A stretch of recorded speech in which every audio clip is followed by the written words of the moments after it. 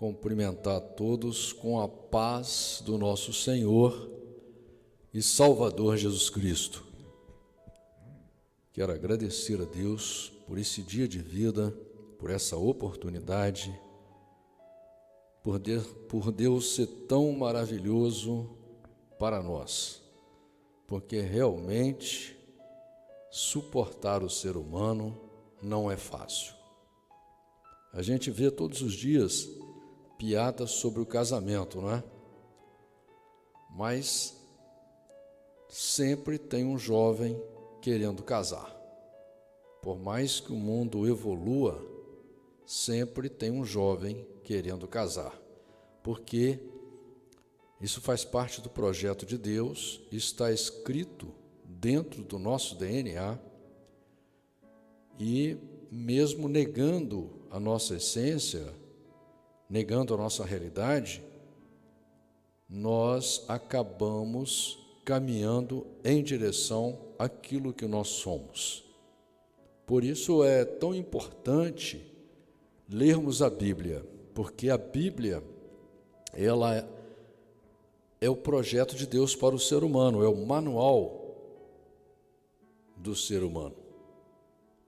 E quando você vai lendo a Bíblia, você vai sendo transformado por ela cada dia mais em um ser humano. E sem a Bíblia, você vai agir apenas com os pensamentos de animal que você tem, pensamentos instintivos, vai agir com atitudes que vão vir na sua cabeça, que você aprendeu com a engrenagem do mundo, que é uma engrenagem extremamente materialista, fora do projeto de Deus, e vai agir também de acordo com o seu gênio, que é aquilo que você herdou da sua família, né? Você herdou as coisas boas e herdou as coisas ruins. Então, sem a Bíblia, você corre o risco de ser dominado, de ser influenciado a agir fora do seu projeto. Seria como se você comprasse um carro muito caro, muito moderno, muito sofisticado, e resolvesse andar dentro da água com ele, resolvesse atravessar o mar com ele. Não ia dar certo, porque o projeto dele é para andar na estrada. Assim também, o projeto do ser humano está escrito na Bíblia, e todos nós viemos ao mundo para sermos transformados em seres humanos à imagem e semelhança de Deus, para sermos a cada dia melhores do que nós somos. E sem a palavra de Deus você não conseguirá. Não é a religião que vai te transformar. Não é o seu pensamento, não é o seu gênio, porque todos nós somos rebeldes, todos. Todos nós desobedecemos nossos pais. Todos nós sentimos mal quando o nosso cônjuge nos chama a atenção. Temos muita dificuldade de aprender. Temos muita dificuldade de mudar. Mas o homem moderno, o homem sábio, a pessoa inteligente, quando eu falo homem, pode ser homem ou mulher, o ser humano, ele precisa de aceitar a mudança. A sabedoria está em você aceitar, aprender. Por isso que a Bíblia diz que Deus é conselheiro. Mas se você não aceita conselhos, se você tem um gênio difícil, se você tem um coração duro, se você não tem humildade para observar o acontecimento da vida, observar aquilo que as pessoas te mostram, aquilo que Deus te mostra, e ter o desejo de mudar, você jamais será uma pessoa evoluída. Você pode ter dinheiro, você pode comprar calça bonita, carro bonito, mas você vai ser metade ser humano, metade animal, né? Quando você estiver dirigindo, quando você estiver fazendo coisas importantes, você vai agir como ser humano. Quando você estiver amando, quando você estiver convivendo com as pessoas mais importantes da sua vida, você vai agir como animal, vai agir por instinto. E isso é um absurdo para o ser humano, isso é ridículo para o ser humano, porque nós somos o único ser na face da terra que temos raciocínio lógico, e Deus já nos deu esse raciocínio lógico para que possamos, pela lógica, pela matemática, agir corretamente, para o nosso próprio bem. Estamos lendo o livro de Apocalipse, no capítulo 4, que diz a palavra do Senhor assim: depois dessas coisas, olhei e eis que estava uma porta aberta no céu, e a primeira voz que, como de trombeta, ouvira falar comigo, disse: sobe aqui e mostrar-te-ei as coisas que depois destas devem acontecer. Aqui você vai ver uma referência no livro de Apocalipse, capítulo 1, versículo 1, versículo 10 e versículo 19. Livro de Apocalipse, no versículo 2, diz assim: e logo fui arrebatado no Espírito, e eis que um trono estava posto no céu, e um assentado sobre o trono. A gente vai ver essa referência lá em Apocalipse, capítulo 1, versículo 10, livro de Salmos, capítulo 11, versículo 4. E o que estava assentado era na aparência semelhante à pedra jaspe e sardônica, e o arco celeste estava ao redor do trono, e parecia semelhante à esmeralda. Você vai encontrar uma referência aqui lá no livro de Êxodo 28, 13, livro de Ezequiel 1, 28 e Apocalipse 10, 1. E ao redor do trono havia 24 tronos, e vi assentados sobre os tronos 24 anciãos, vestidos de vestes brancas, e tinham sobre as suas cabeças coroas de ouro. Você vai ver uma referência lá em Apocalipse 11, 16, Apocalipse 5, 8, capítulo 5, versículo 6 até o 8, e no versículo 14 também, Apocalipse capítulo 7, versículo 11, Apocalipse capítulo 19, versículo 4, e Apocalipse capítulo 3, versículo 4. E do trono saíam relâmpagos, e trovões, e vozes, e diante do trono ardiam 7 lâmpadas de fogo, as quais são os 7 Espíritos de Deus. Esse versículo é muito importante, irmãos. Você vai ver uma referência dele lá, Apocalipse capítulo 8, versículo 5, Apocalipse capítulo 11, versículo 19, Apocalipse capítulo 16, versículo 18, Ezequiel capítulo 1, versículo 13 e Apocalipse capítulo 1, versículo 4. E havia diante do trono como que um mar de vidro, semelhante ao cristal, e no meio do trono e ao redor do trono, 4 animais cheios de olhos por diante e por detrás. Você vai ver uma referência do versículo 6 lá em Salmos capítulo 11, versículo 4, Ezequiel capítulo 10, versículo 12. E o primeiro animal era semelhante a um leão, e o segundo animal semelhante a um bezerro. E tinha o terceiro animal o rosto como de homem, e o quarto animal era semelhante a uma águia voando. Você vai ver uma referência lá em Ezequiel capítulo 1, versículo 10, e Ezequiel capítulo 10, versículo 14. Versículo 8: E os quatro animais tinham cada um de per si 6 asas, e ao redor e por dentro estavam cheios de olhos, e não descansam nem de dia nem de noite, dizendo: Santo, Santo, Santo, Santo é o Senhor Deus, o Todo-Poderoso, que era e que é e que há de vir. Livro de Apocalipse, capítulo 1, versículo 4. Livro de Isaías, capítulo 6, versículo 2 e 3. Livro de Apocalipse, capítulo 1, versículo 4.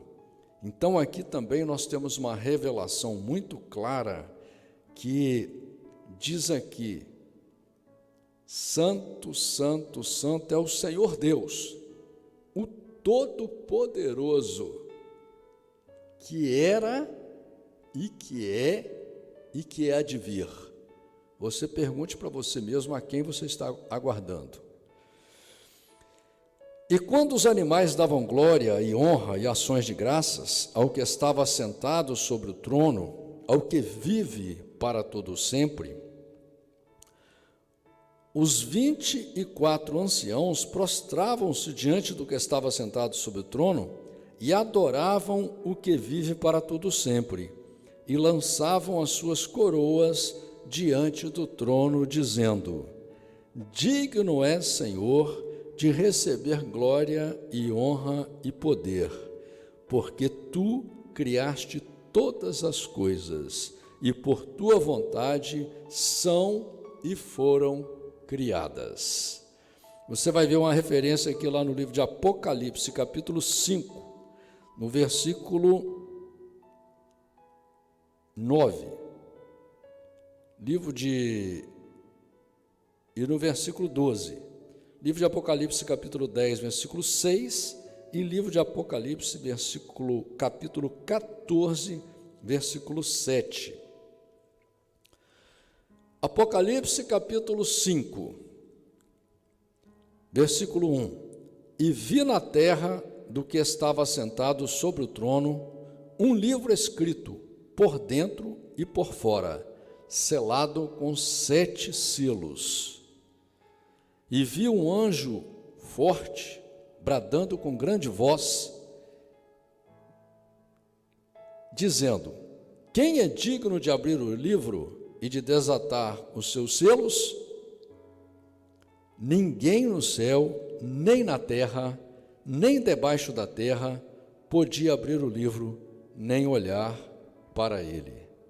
Irmãos, vocês vão ver uma referência aqui desse versículo 1 do capítulo 5, lá em Apocalipse capítulo 4, versículo 2, Ezequiel capítulo 2, versículo 9 e 10, Isaías capítulo 29, versículo 11, Daniel capítulo 12, versículo 4. E aqui, no versículo 4, diz assim: E eu chorava muito, porque ninguém fora achara digno de abrir o livro, nem de o ler, nem de olhar para ele. E disse-me um dos anciãos: Não chores, eis aqui o leão da tribo de Judá, a raiz de Davi, que venceu para abrir o livro e desatar os seus 7 selos. Você vai ver, irmãos, uma referência ao versículo 5 aqui, lá no livro de Apocalipse, capítulo 4, versículo 4, livro de Gênesis, capítulo 49, versículo 9 e 10, livro de Hebreus, capítulo 7, versículo 14, livro de Isaías, capítulo 11, versículo 10, e livro de Apocalipse, capítulo 6, versículo 1. E aqui é uma coisa muito interessante, irmãos, que nós estamos fazendo um relato aqui desde o versículo 1, que dizia que havia um livro escrito por dentro e por fora, selado com 7 selos, e ninguém no céu, nem na terra, nem debaixo da terra, podia abrir esse livro, nem olhar para ele. E dizia assim, olha, que ninguém foi achado digno de abrir esse livro, nem de ler.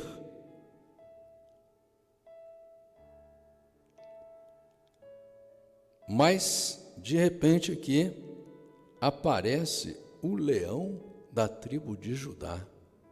Quem será que é o leão da tribo de Judá? A raiz de Davi, que venceu. Ele foi o único no céu, que foi achado digno de abrir o livro, de ler o livro, de abrir os selos. Versículo 6: E olhei, e eis que estava no meio do trono, dos 4 animais viventes, e entre os anciãos, um cordeiro, como havendo sido morto, e tinha 7 chifres e 7 olhos, que são os 7 Espíritos de Deus enviados a toda a terra. Aqui você vai ver uma referência lá no livro de João, capítulo 1, versículo 29, livro de Zacarias, capítulo 3, versículo 9, livro de Zacarias, capítulo 4, versículo 10, livro de Apocalipse, capítulo 1, versículo 4. Agora, nós encontramos uma situação interessante, porque diz que no meio do trono estava um cordeiro, e esse cordeiro tinha sido morto. Qual foi o cordeiro que foi morto? O Cordeiro de Deus, que tira o pecado do mundo. E esse cordeiro que, como havendo sido morto, ele tinha 7 chifres e 7 olhos, que são 7 Espíritos de Deus enviados a toda a terra. E veio e tomou o livro da destra do que estava sentado no trono, e havendo tomado o livro, os 4 animais e os 24 anciãos prostraram-se diante do cordeiro, tendo todos eles harpas e salvas de ouro cheias de incenso, que são as orações dos santos. Olha, você vai ver uma referência aqui lá no livro de Apocalipse, capítulo 4, versículo 8, capítulo 14, versículo 2, capítulo 15, versículo 2 e 7, livro de Salmos, capítulo 141, versículo 2, livro de Apocalipse, capítulo 8, versículo 3 e 4. E olha que interessante, irmãos, todos os anciãos se prostraram diante do Cordeiro.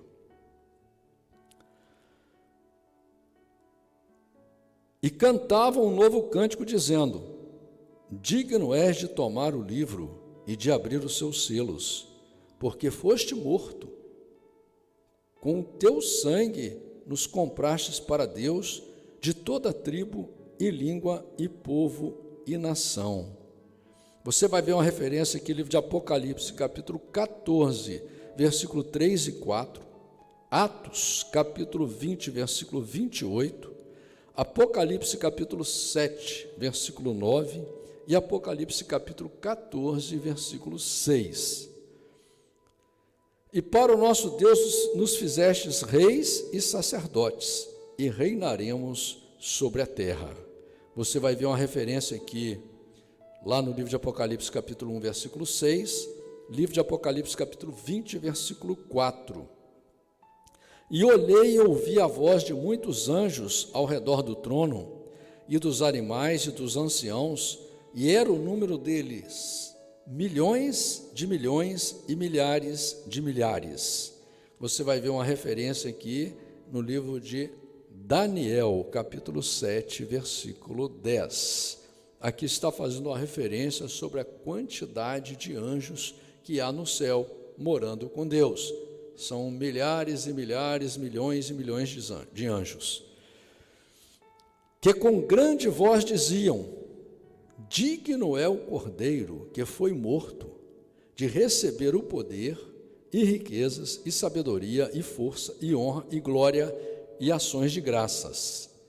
E ouvi toda a criatura que está no céu e na terra e debaixo da terra e que estão no mar, e a todas as coisas que neles há dizer: ao que está assentado sobre o trono e ao Cordeiro sejam dadas ações de graças e honra e glória e poder para todo o sempre.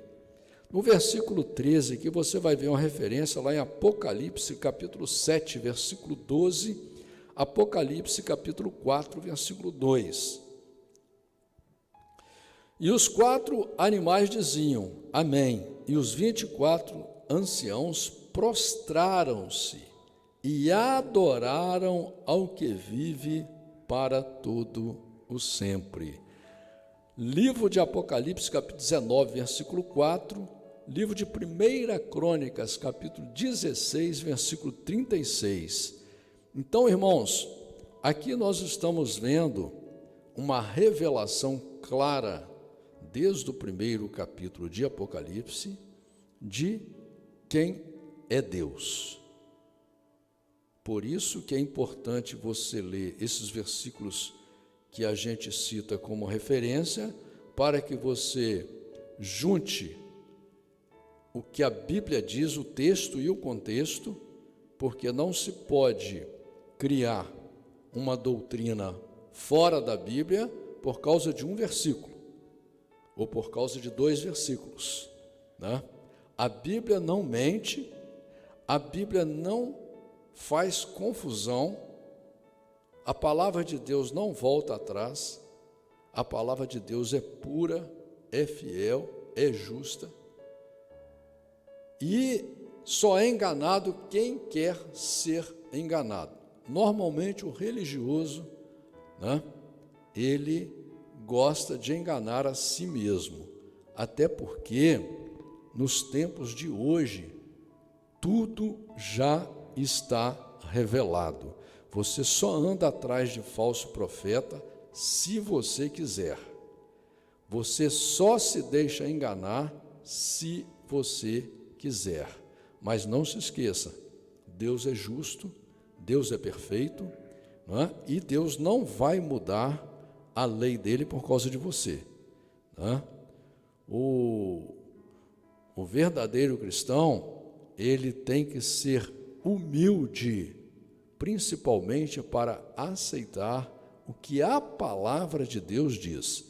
Não é ficar procurando, andando às vezes de igreja em igreja, ou andando de pregação em pregação, procurando ouvir aquilo que lhe agrada. Você tem que procurar a sabedoria de Deus, procurar a palavra viva de Deus, a palavra real de Deus, que vai de encontro à sua realidade como ser humano. Não é? Hoje estão vendendo um reino de Deus fácil, né? A maioria dos pregadores hoje, para poder fazer sucesso, estão vendendo a vitória para você com uma facilidade incrível, né? Toda palavra é só palavra de bênção, de edificação, você não precisa de fazer nada, né? Esse ano vai ser o ano da sua bênção, esse ano vai ser o ano da sua vitória, esse ano vai ser o melhor ano da sua vida, entendeu? E são palavras genéricas que você acaba pegando para você, né? Ao invés de você pegar o que está escrito na Bíblia, que isso sim é para você, né? Que vai instruir você na caminhada, para você caminhar corretamente, para você ter personalidade, para você fazer realmente a vontade de Deus. Não, você fica sendo iludido, querendo barganhar com Deus, né? Querendo comprar a Deus, fingindo que está tudo bem, não é? Quando você é chamado por Deus para se converter, você é chamado por Deus para se arrepender das suas maldades, dos seus maus pensamentos, do seu mau gênio, né? Para se arrepender do seu eu acho, eu sei, eu sou, né? Eu sou assim. Você não é chamado para isso. Você é chamado para servir a Jesus, para buscar, durante toda a sua caminhada aqui na terra, fazer a vontade de Deus, para lutar, para fazer sacrifício, sim. Não se faz mais o sacrifício de matar animal. O sacrifício que você faz hoje é de lutar contra a sua própria ignorância, contra o seu próprio gênio, contra tudo que te ensinaram de errado. Você não pode permanecer no erro, né? Esse desejo seu de permanecer no erro, de querer ouvir só a palavra que te agrada, né? de querer que Deus faça a sua vontade, esquece isso daí. Deus te chama para lutar. Jesus falou: se você não deixar pai e mãe, filho ou filha, irmão ou irmã, marido ou mulher, por amor de mim, você não é digno de mim. Entendeu? Jesus falou que você tem que largar tudo e segui-lo, né? Seguir a Jesus não é ficar só de aparência, não. Você tem que ter compromisso com a palavra de Deus, com a Bíblia Sagrada, com a verdade que está escrito ali, não é? Tá bom?